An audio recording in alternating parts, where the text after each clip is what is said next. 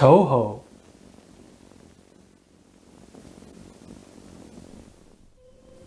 The Olympics are a symbol of human aspiration. Ah, the land of the rising sun. Hello everyone. After being delayed by the coronavirus by a year, the Summer Olympics are finally upon us in Japan. But let us return to 1964 and revisit the first that was held in Asia. I'm the Asian film Fanatic, and this is my review of the documentary Tokyo Olympiad. The original Olympic Games were a festival held for Zeus, a series of athletic activities between states that took place every 4 years. During these events, a truce would be declared to temporarily end hostilities. In modern times, competitions expanded globally, held in cities from around the world. The host city is determined by the International Olympic Committee, who invites select cities to bid based on a variety of suitable qualifications. These cities seem to have the right mixture of urban development and cosmopolitan capital appeal. The purpose of the Olympics is to promote world peace and unity within the community through sports. Because what better way to celebrate peace and unity than coming together and competing against each other? I've always gotten the impression that the Olympics are about patriotism and bragging rights. Every country is eager to display their pride and nationalism. The opening ceremonies are pretty much segregated parade marches. Commercialism also plays a factor. The film is directed by Kon Ichikawa. Normally a commercial film director, Ichikawa was hired by the Japanese government after dismissing Akira Kurosawa for being too difficult. However, upon viewing the picture, the Japanese Olympic Committee was reportedly disappointed with Ichikawa's artistic take. There's no major protagonist, no major story, some parts are artsy, a bit repetitive, and quite frankly, a little boring. Music is utilized sparingly, but paired well when played. I generally like what I saw, but at a runtime of 2 hours and 50 minutes, I felt it was a long showcase for one sitting. The artistic qualities do make things interesting, but it would have been more easily digested as a 3 or 6 part episodic documentary if you ask me. Still, Tokyo Olympiad gives a lot in documentation. The general Olympic athletes and spectators are the main subjects. We observe them up close, but from a distance with telephoto lenses as intimate strangers. Kon Ichikawa also seems to have a sense of humor in filming some quirky and amusing shots. There's no interviews, we never get to talk with the athletes. It's all voiceover narrations. Winners, losers, and new Olympic records are usually mentioned.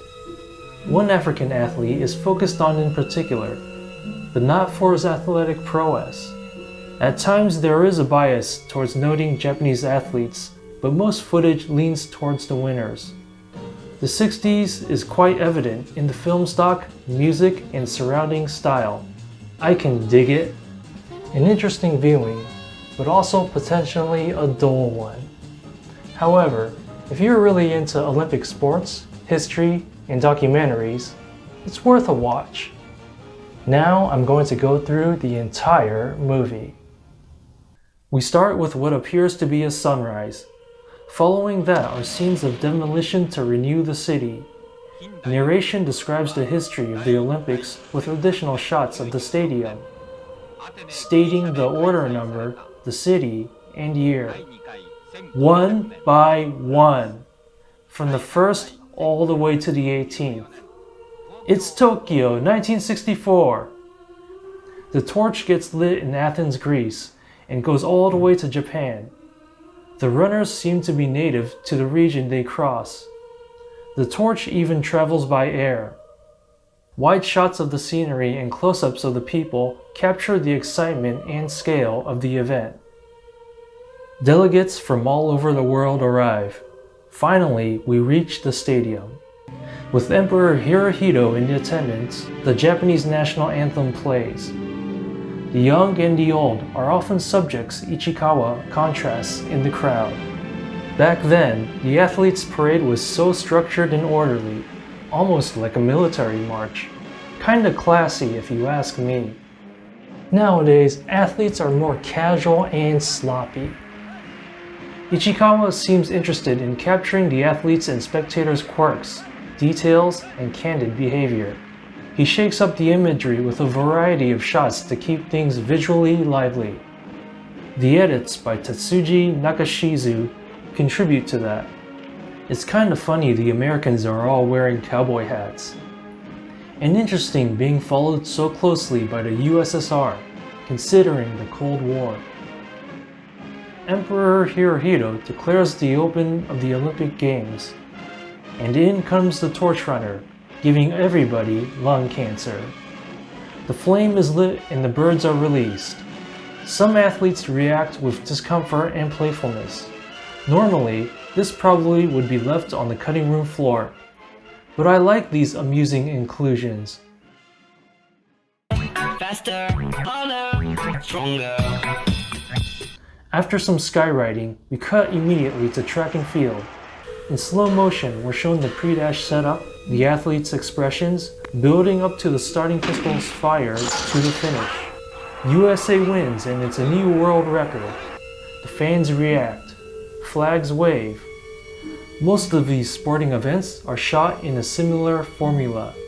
With an artistic flair, the athletes and spectators are filmed with an observer's eye. The spatial environment and Olympic officials are also captured. Most times, the names in sport are described. Sometimes not. The high jump is next. Whoa, they got John Rambo. He lost to the Soviet Union, but he'll get them back in the 80s. Shot put men's, shot put women's, pole vault, hammer throw. We then go black and white, just because. I think those guys must be racist. 10,000 meter race. They celebrate the first and the last. We're shown a montage of track and field with the crowd's reactions and saggy chins? Injuries, javelin, more races, rowdy New Zealanders being shooed by Japanese officials, long jump, 800 meter women's, 400 meter relay. Just when things are getting boring, interestingly, we get a glimpse into the press center. This is an analog age, so everyone's using typewriters. Arabic and Korean typewriters are pretty fascinating.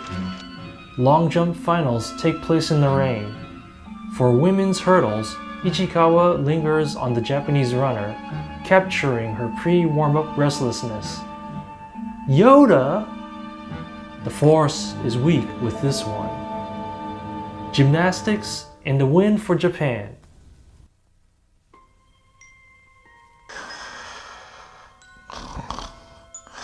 Huh? Intermission time! They should bring these back for any movie longer than 2 hours. Wait, it's starting already? 4 seconds! That's all they give us. 20 seconds if you count the sun.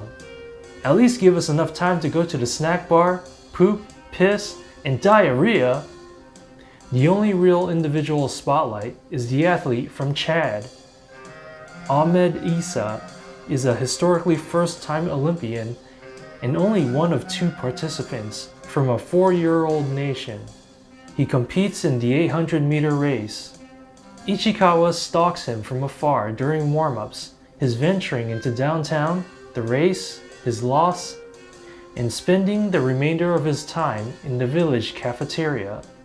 We get a glimpse of the steak dinner he's eating while the narrator contemplates how lonely he must feel. Well, let's not dwell too much on that. Look at that food! On to swimming. 100-meter freestyle, women's 100-meter backstroke, men's 400-meter medley relay, women's 100-meter freestyle. Weightlifting, wrestling, boxing, fencing, judo, shooting, cycling, soccer, horse jumping, basketball, water polo, Field hockey. How much of this can we take? The volleyball intro begins with sounds only, which is cool. It briefly forces us to focus on one particular quality. The rowing is also filmed interestingly. Black and white, shaky, out of focus, with dreamy music, giving an impression of delirium. Sailing, 50-kilometer walking, but, pentathlon consists of 5 sports over the course of 5 days. Horsemanship, fencing, shooting, swimming, and cross-country. The last event is the marathon, as it always has been since ancient Greece. Besides the crowd and bird's-eye view cityscape, the footage I found most interesting about the runners was the refreshments. Foam sponges, water, orange juice, buckets, oranges, designated drinks. Some grab on the run, some stop and go, some more leisurely. It's a grueling race, and not everybody can make it. But Abibi Bikila, the runner from Ethiopia, wins it for the 2nd time in a row with a new world record. 2 hours and 12 minutes. So he's been running almost the length of the movie so far. We continue to see the remaining runners literally limp to the finish. We've reached the closing ceremony. The athletes' parade is much more casual than the opening ceremony. Everyone seems to be intermingling. The IOC president leaves some closing remarks about the cheerfulness and concord of the Olympics. That the torch will continue to be carried on with eagerness, courage, and honor for the good of humanity. The final narration overflows with wonderful sentiments about how the barriers of nationality and race have dropped away. The mass of humanity celebrating together as one. Feelings akin to capturing world peace for the first time. Nationalism and xenophobia in Japan? No way! World War II? World domination? Allying with Nazis? That was 20 years ago. Comfort Women? Unit 731? The rape of Nanking? Yeah, that never happened. We love world peace! Bidding us farewell, the final text asks us, as this dream comes once every 4 years, if it is enough to let this peace die like a dream? Until the next Olympics in Mexico City.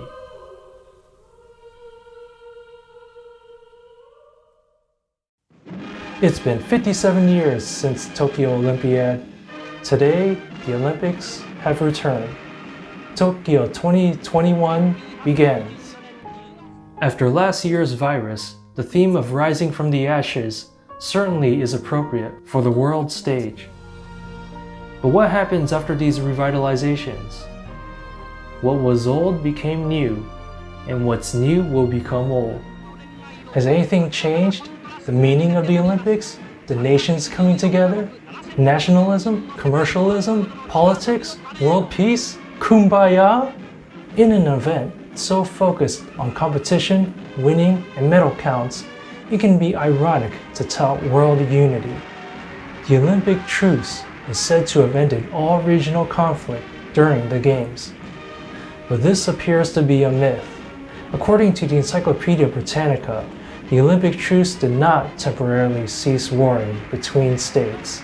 Rather, the agreement protected the athletes and spectators who traveled to and from the Games. As cynical as I can get, there is something enjoyable about seeing nations coming together to celebrate and compete against one another in a show of civil sportsmanship and appreciation. Personally, I enjoyed the spectacle of the ceremonies, the cultures, patriotism, and watching human beings push themselves to the limit of their ability. We may not be any closer to unity or world peace, but thanks to the Olympics, we can always share that lofty dream. I'm the Asian Film Fanatic, and I'll see you later.